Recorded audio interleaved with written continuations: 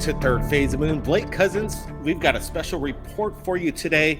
Still the #1 documentary on iTunes, UFO End Game to Disclosure, and it's making waves across the world. It's available worldwide. The link is below, but today we got the special guest that participated in this groundbreaking documentary. We have Jim C. Goodall and Michael Schret, both aerospace military historians. Let's bring them on the show right now. Welcome to Third Phase of Moon, Jim Goodall. Well, always, aloha, always delighted to be with the Cousin Brothers. And Michael Schret, making waves across the country recently. Thanks for joining us, Michael. Yeah. Good to be with you too. Always a pleasure. Absolutely. Well, this is a groundbreaking moment. It's not every day when you make the #1 spot in the major players of distribution of content like iTunes and Amazon. But what's going on right now? I know you've been working behind the scenes extensively, Michael, as of recent days, going back and forth, some big things coming up. What do you make of the end game right now? Are we getting closer to disclosure? Well, I could say that additional witnesses are coming forward. It's limited on what we can say, but people, now that we have a new mechanism for witnesses to come forward, they're feeling more free. They're feeling a little bit more at ease to talk about the programs that they've been involved in. And so that's why we're getting a whole new series of witnesses who've been involved in these programs. And that's what we really need. We really need these firsthand witnesses. Do you think these witnesses that haven't come out yet, but feel that there's this new law, like you're just mentioning, will protect them? Are they still concerned for their lives, even though that this law is implemented? Remember, this is some pretty black budget programs, deep black. Who knows what they're capable of? Well, there's always a concern, but when more people come forward, it allows others to feel more comfortable, and then they will be convinced to a little bit, bring their accounts forward as well. That's what we need. And so we have in the form of documents, in the form of drawings, in the form of testimony. In some cases, these people will go on film and get recorded. And when you put the entire body of evidence together, now you've got something that's undeniable.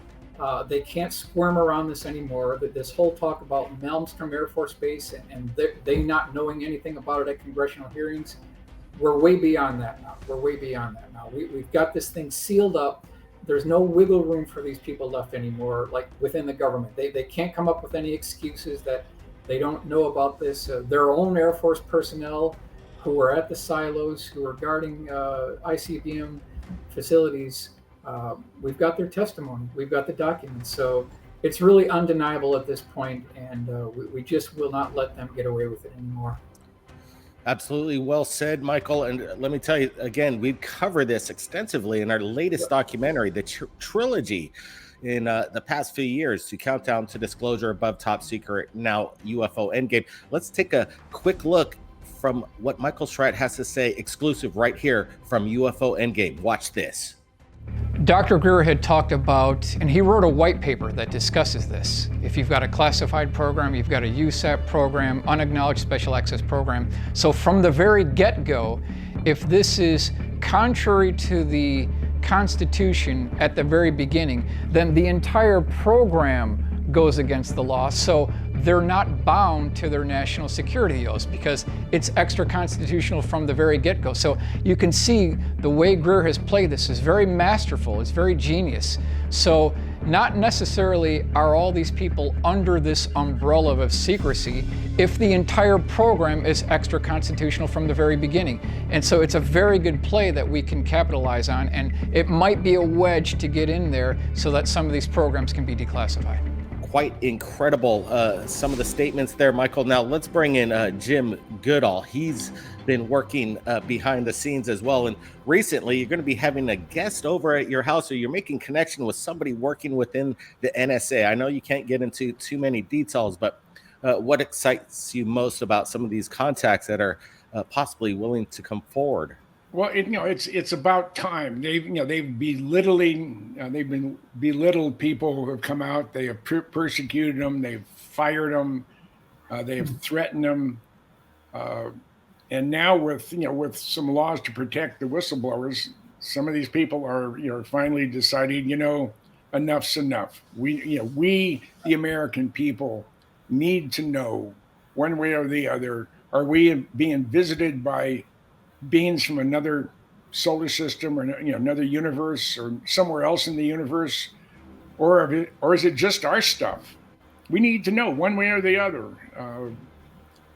And until we do, we're not going to rest. We're going to keep digging and being a pain in the rear to those that are trying to keep the information from the public.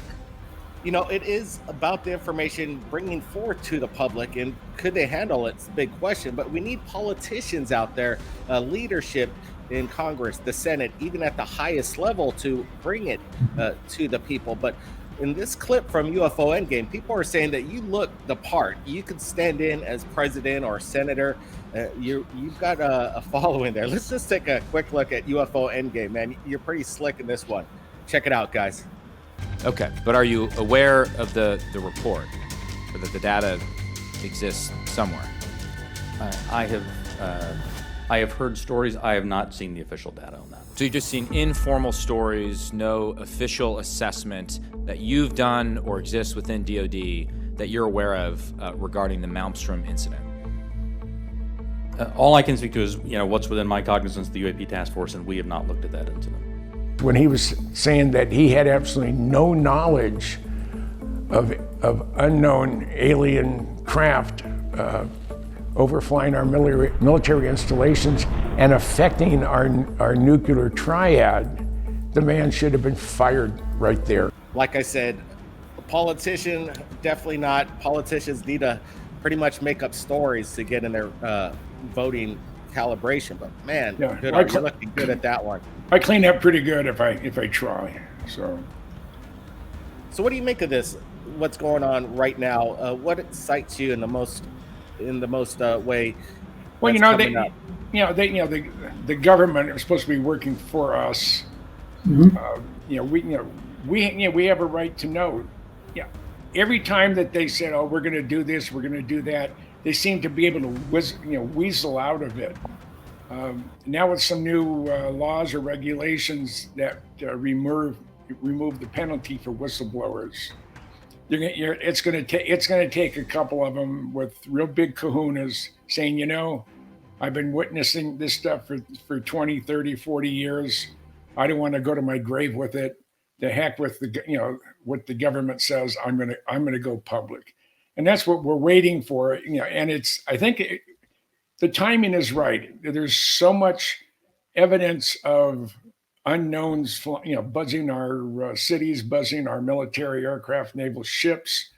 There's been reports of stuff going 700 miles an hour underwater, and we have a right to know. If it's it's national security. Bull. We as American taxpayers should know if there's a threat towards us or towards the Earth in general. And keep saying what's national security. Define national security. How exactly would this hurt the United States military or the United States government? It doesn't. But it is the people who control the black programs. It's the people who control the security on those programs. That is power, and these people are just they're going to fight tooth and nail to relinquish any of that power. And what do you make of that, Michael? This power and this global transnational takeover of the most insane black budget technology out there. How far advanced do you think it is? And can we prove it to the people? We still don't have any tangible evidence yet. Yeah. One option would be to find out, and this might be a question for Jim. What do you think, Jim, remains of the low observable branch at the D ring in the Pentagon? Do you think there's still something there? Yeah, I believe probably 90% of the objects that we're seeing out wherever are more than likely man-made. But all there has to be is one. All there has to be is one that came from some other place than here for us to be concerned. If they have the ability to travel across the solar system, travel intergalactically, and they're coming here, we as the American taxpayers and the public should not tell us what's happening. We need some truth in this. Just keep saying what's classified is classified or is national security is a bunch of garbage. We have the right and we have the need to know how to protect ourselves. The government, the military can't be everywhere. I think one of the reasons more and more stuff's coming out because more and more people have stuff like this. The cameras in some of these, the newer cell phones are equivalent to a good 35 millimeter camera. So more and more people, everybody has one. So anytime there is an unknown in the air, first of all, having a pixel moving around the sky is nothing but a pixel moving around in the sky. That doesn't prove anything. There was something up there, or you were shaking, or whatever. We need some definitive imagery. A fuzzball is not going to do it. And that's the problem. That's the only thing the major media wants to show. When we have tens of thousands of videos over 10 years, 14 years collecting evidence from the public, the people around the world. I think the archive is probably up to about 30 or 40,000 submissions. We don't share them all, but when there's something that we can't explain, that's what we shared. There's so much out there that beats these things up and down what they're showing us on the major media. Just doesn't want to touch the public's evidence. What do you think the reason behind that is, Michael? Well, one reason is that the propulsion systems of these craft would take out the industry. So you would no longer need internal combustion engines. You wouldn't need nuclear power plants. You wouldn't need coal fire plants. You wouldn't need wind generating farms, solar energy. All this would be obsolete literally overnight. So you can see that there's a geopolitical, economic reason why they keep these things wrapped. And they're going to stop at nothing to have a monopoly on that technology. And so everything that you see out in our world is nothing but a construct and a pale reflection of what they've got.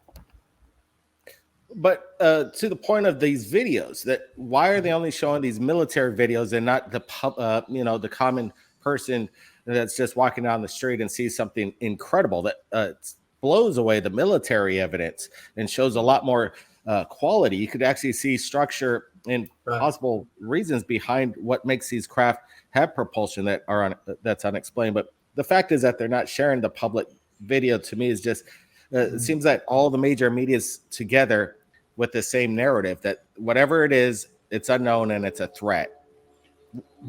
I mean, Jim had talked about where everyone has a cell phone now, and the numbers are kind of on our side. It could be billions to one. People have all these cell phones. We should be seeing more videos, and I don't think they can keep everything under wraps. So the major media doesn't want to play the people's videos. It's just that's the fact, and it's kind of sad. I mean, we could have one land on the White House lawn during a Rose Garden live presentation or briefing, and they would find some way to hide it or to say, well, this is just CGI or whatever. It's gonna take a major event before they believe it, and hopefully, well, there are people say, well, they're a threat. If they were a threat, we would have known it a long time ago. I'm talking about centuries ago. They've been coming here forever. There's indication that they've been coming here for thousands of years. Someone posted something and said, well, maybe we're the insane asylum for the universe, and they bring all their crazies and dump them off here. With the events of the last couple of years, I tend to agree with that statement. It seems that they want to keep rolling out the threat. We don't know what it is when in fact it's ours. But the main reason why they don't want to admit to it is because they want to create a defense industry to protect against something that we already know what it is. But leaving the public out of it, they'll blame it on the ET. But they're for creating all kinds of money into the war machine to defend against something we created ourselves, but not letting the public know. it's interesting to think about, but it's always about the money and the military strategy. And who are we going to fight? Let's fight something we don't know what it is, but in fact, it's our own technology. It's always been about the money. I mean, that is, that's the golden idol that they bow down to. Everything is about the almighty dollar and the power that, if you're controlling the purse strings, that's a tremendous amount of power. So you have these public and private entities when the federal government is coming in and says, we really don't want you to, to publish that or do this or do that. And if you do, we may have to pull your license or have an IRS audit on every member of your family. It's fear and intimidation, and that's been their go-to, since day one. Let's intimidate them. Let's anybody who comes forward, even in today's world, with we have qualified military pilots saying, "Hey, I chased one." We have Apollo astronauts said they were being watched when they were on the moon, and their technology was far superior to ours. So, it's we have to have those few pebbles that we're pushing down from the top of the mountain. Hopefully they'll gather and have an avalanche of information in the short term. We've been waiting since before Roswell. I mean, we have stuff in 41. There's stuff going back to the 1800s.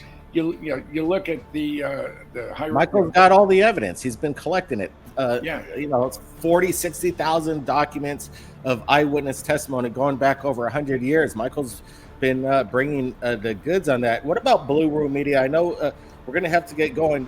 We've got a lot of things ahead of us, and we've got a big interview coming up tomorrow and the day afterwards. We're going to let everybody know. But right now, things are going really incredibly fast as far as UFO End Game to disclosure. But people are asking, Michael, when are we going to see more content on their YouTube channel, Blue Room Media? Definitely have been busy. New full-color illustrations have been made. They've already been done. I'm getting 2 more this Friday, and I absolutely have to do another segment. I have to do a brand new crash retrieval update, and I'll definitely have some surprises. And there should be a book 2 coming out one of these days as well. Okay. Big things happening for Michael coming up in DC. We got the National Press Club that's happening once again. Dr. Greer, after over 20 years, he's back doing the same thing that shocked the foundations of ufology. The National Press Club again's happening. We're going to be all meeting up in DC again. Exciting things. And Jim Goodall's just made again going crazy. The book, your Blackbirds. Your book's doing really well. You were just at Elon Musk's, invited by Elon Musk to go check out the Hawthorne base over there in Los Angeles. That was a big fan of your work. Yeah, Michael was there. Joel Christopher Payne was there. Elon Musk is inviting you because he's a big fan of your book, and it sits on his desk.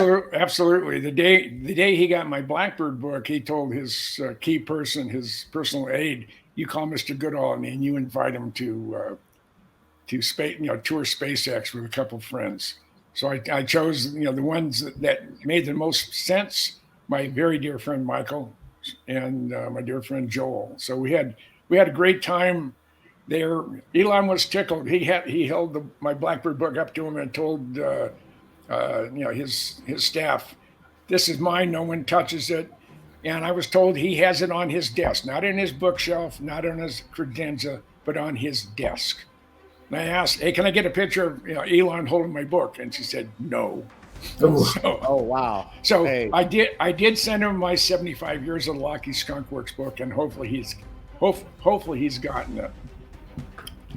I won't. I'll know. I may or may not know one way or the other. So we'll find out.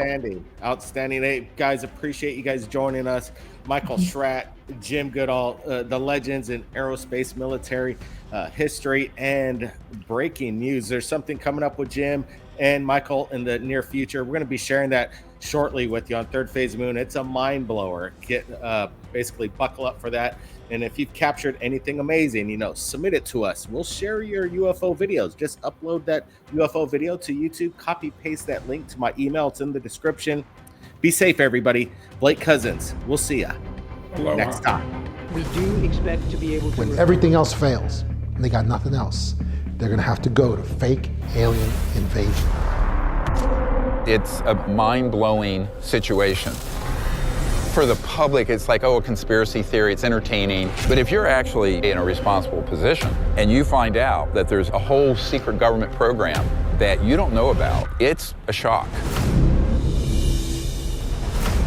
This report comes from a shadowy Pentagon department that was shut down in 2012. The disclosure movement has been hijacked by people parroting the narrative and the script being written by these black projects. I would say 90+% of everything that's going to come out is false. There's gonna be no more of these near misses. The most widely seen UFO right now is not alien, it's actually ours. It's a great cover story for all kinds of criminal activities. Blame it on the aliens, right? If we are being visited by interdimensional beings, we should know about it. This has the big disadvantage of the truth being much more unbelievable than the fiction.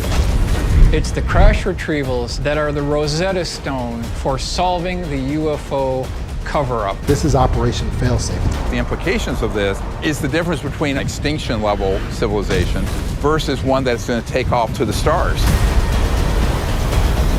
Oh, what the hell?